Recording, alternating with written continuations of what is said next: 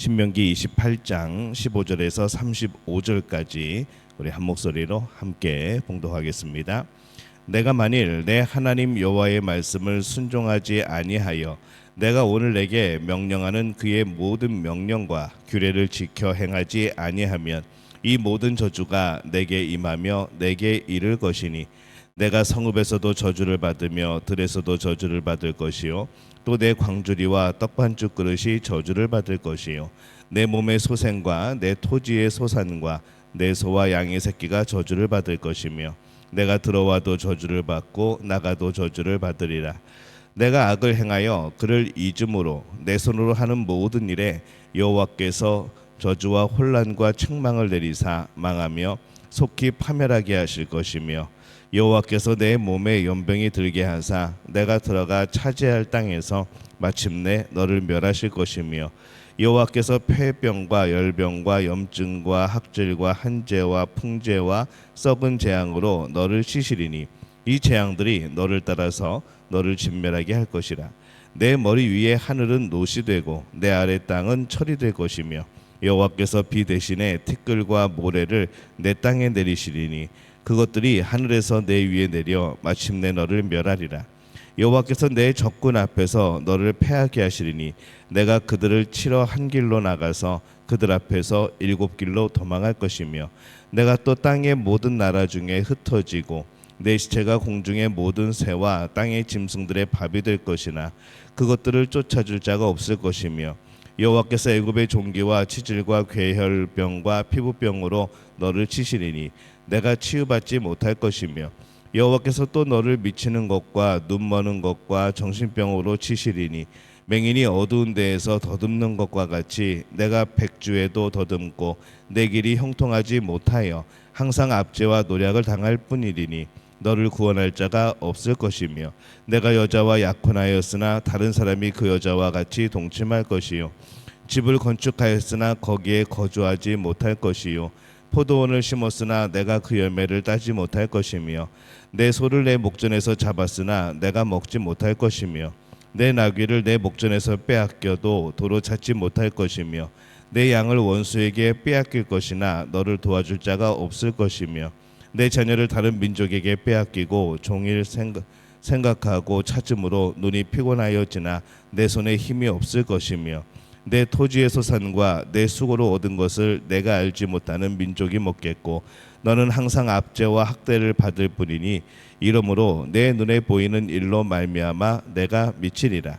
여호와께서 내 무릎과 다리를 쳐서 고치지 못할 심한 종기를 생기게 하여 발바닥에서부터 정수리까지 이르게 하시리라. 아멘.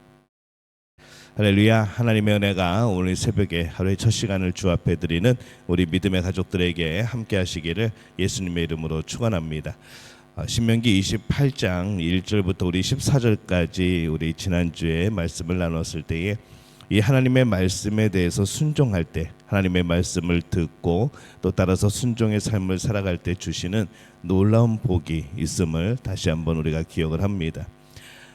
그런데 이스라엘 백성에게도 여전히 재앙의 가능성도 있습니다. 그들 앞에는 이 복과 저주, 이 재앙이라는 두 길이 놓여 있는 것이죠.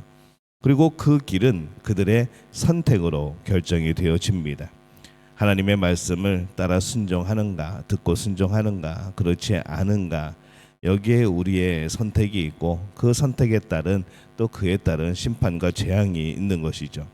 그래서 15절에 보면은 내가 만일 내 하나님 여호와의 말씀을 순종하지 아니하여 내가 오늘 내게 명령하는 그의 모든 명령과 규례를 지켜 행하지 아니하면 이 모든 저주가 내게 임하며 내게 이를 것이니 이렇게 말씀을 합니다.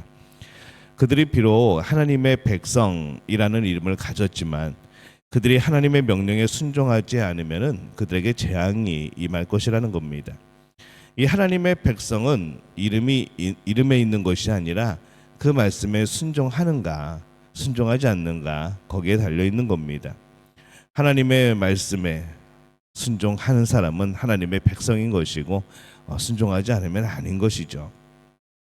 이 복을 바라는 사람은 말씀에 순종하여 복받을 사람이 복 받을 만한 그런 사람이 되어야 되는 것처럼 이 재앙을 원하지 않는 사람은 재앙을 받지 않을 만한 사람이 되어야 되는 겁니다. 말씀에 순종하지 않으면서 재앙을 피하고자 하는 것은 어리석은 것이죠. 말씀은 이미 선포가 되어집니다. 이스라엘 백성들이 이 두 가지의 축복과 저주의 말씀을 듣고 모두 다 아멘을 했습니다.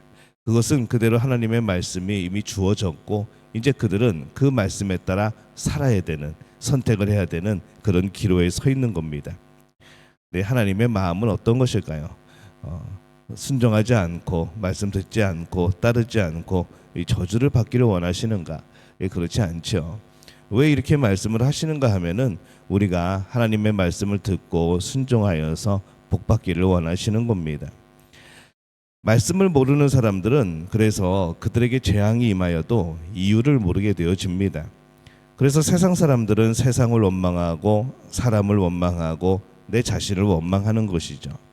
그러나 오늘 말씀에서는 이 모든 재앙의 원인이 무엇인가 하게 될 때에 오직 말씀에 순종하지 않는 것 때문이다, 이렇게 말씀을 합니다.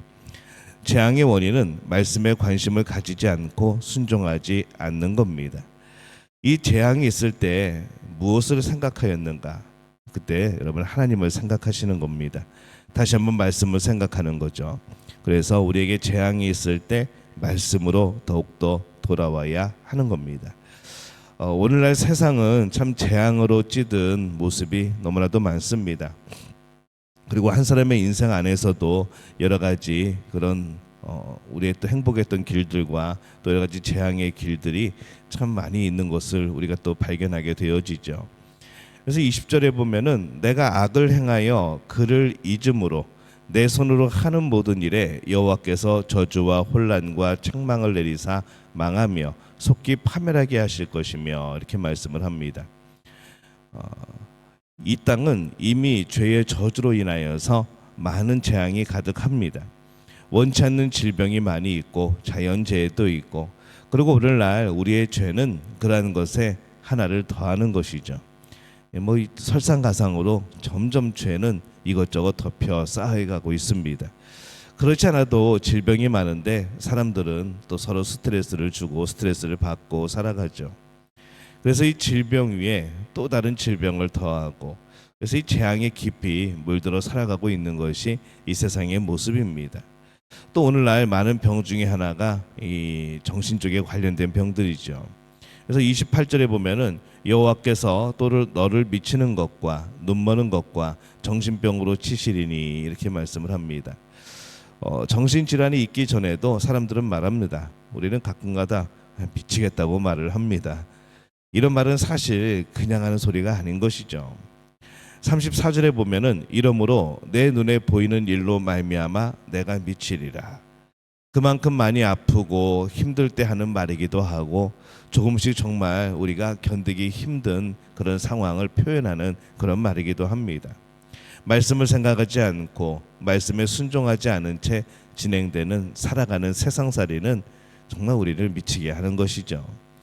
오늘 주변에서 일어나는 일들을 보면은 참 우리 주변에 얼마나 재앙이 가득한지 모릅니다.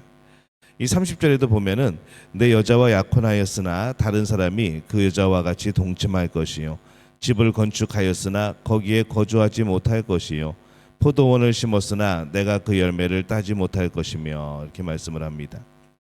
이런 재앙들이 주변에 벌써 나타나고 있는 것이죠. 간음으로 인하여 파괴된 가정들, 열심히 일하여 번 것을 하루아침에 잃어버리는 현실, 또 열심히 일하지만은 아무것도 이루지 못하고 허망하게 살아가게 되어지는 일들, 참 얼마나 많습니까? 그것도 또 재앙의 연속이 되어집니다.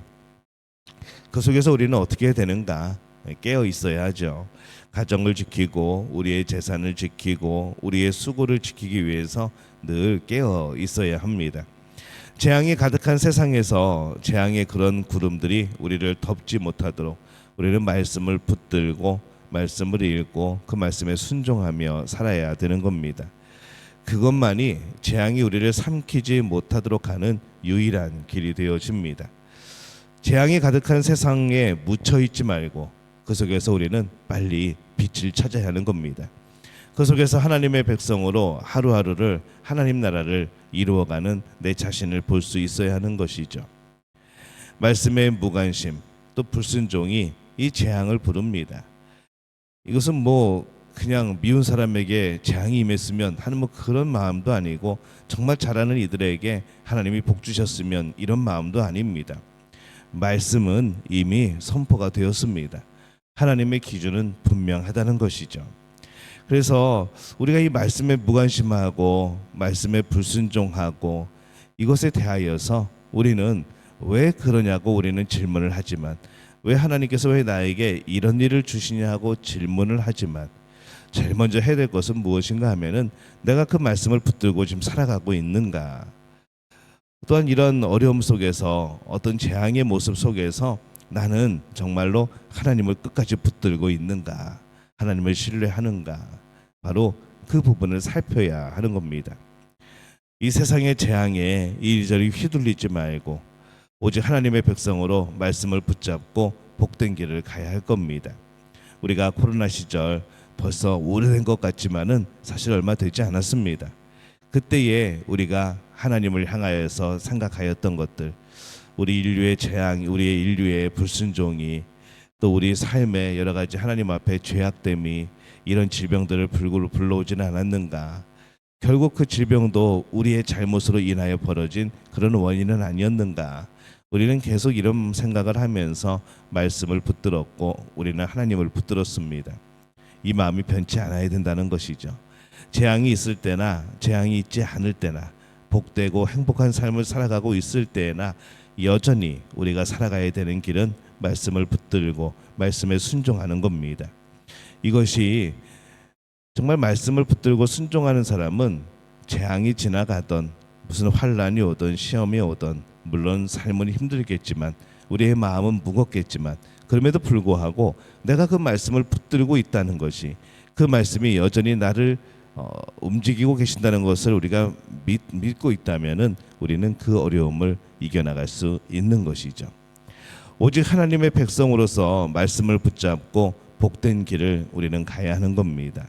우리 믿음의 가족들은 여러 가지 상황 속에서 이것저것 고민하고 생각할 것이 아니라 정말 그 상황 속에서 하나님의 말씀 다시 붙들고 그 말씀을 다시 마음에 새기고 또 그 말씀에 순종하여서 내 하나님의 백성임을 증거할 수 있는, 증거할 수 있는 그런 여러분들 되어지시기를 바랍니다. 우리는 하나님의 자녀입니다. 처음부터 예수님을 영접한 이후부터 하나님의 자녀입니다. 그래서 우리가 할 일은 말씀을 붙들고 순종하는 겁니다. 그 안에 하나님이 주시는 놀라운 복의 역사들이 있을 줄로 믿습니다. 오늘 이것을 기억하면서 어떤 순간에도 하나님을 바라보는 우리 모두가 되어지시기를 예수님의 이름으로 축원합니다.